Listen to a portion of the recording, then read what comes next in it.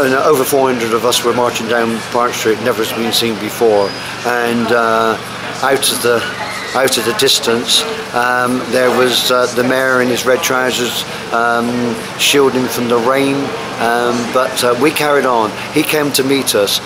George was very strong, very outspoken, saying that we were bringing the wrong message, that he didn't believe that Clifton would die. He said we were scaremongering. Barbara is here, is that Mr. Lucas has said that he's helping the village, but I have to tell you, the signs which we put up last Wednesday, I put up at 5 o'clock on the lamppost. On Thursday morning, he instructed the enforcement officers to remove them. Now, if Charles Lucas wants to work in Clifton as a ward councillor, he needs to start talking and listening to the people of Clifton.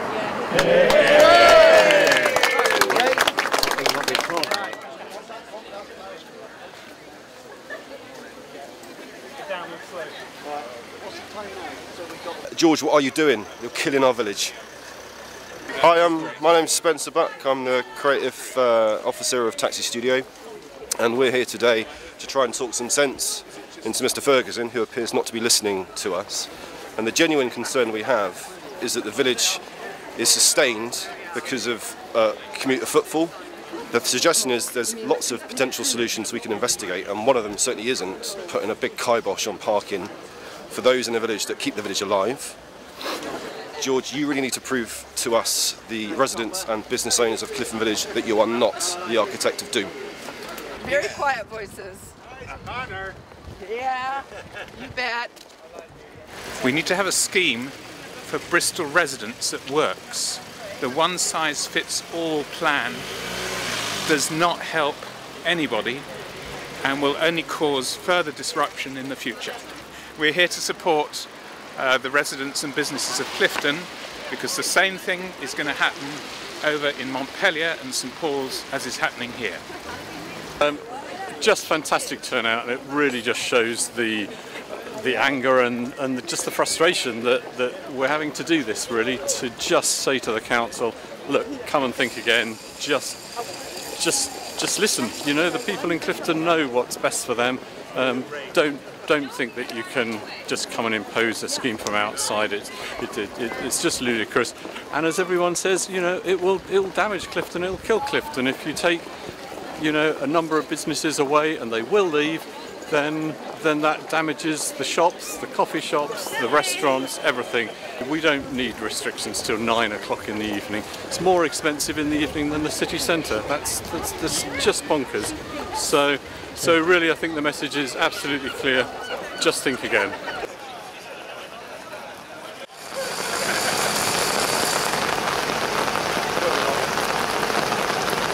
Morning. Morning. I don't care when you Never think that I dodge discussion. That's why I came up the hill to meet you. Yeah, George, You're dodging it by not listening to us, so aren't you? You're dodging it by not listening. George, I do listen. I'm listening actually. We'll talk down there. Okay, good. Come on, follow me. Are you hijacking the march, George? Are you hijacking the march? Sorry? Are you hijacking the march? No, I'm trying to tell people the truth, because there's been lots of misleading information from you amongst others that give people the impression that there will only be 1 hour car parking in Clifton. It's absolutely not the truth. I like the way you make false accusations against other people.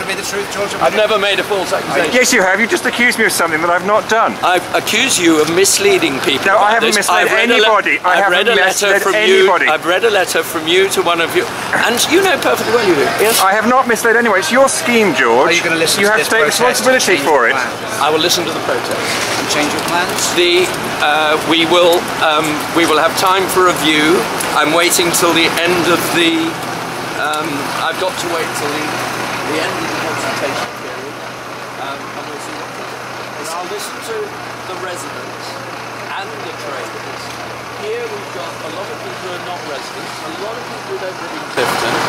You ask. They work in Clifton, they say Clifton. Absolutely. Will die if Clifton. it comes in. I know, they're talking They haven't got an hour. They're talking nonsense. Of course Clifton won't die. Of course Clifton won't die. There's only part of it. And they're misleading you as well.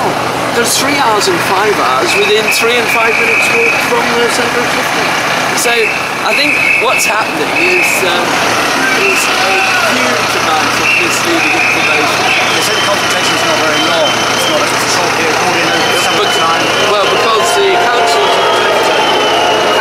of Clifton asked that it should be as brief as possible because they want it to come in as quickly as possible, because otherwise Clifton will get clogged and the shops will not get the customers because it will be clogged with commuters. So I think, the principles are very clear. You feel you have majority support? I don't actually. I think I will get the majority support once it comes in.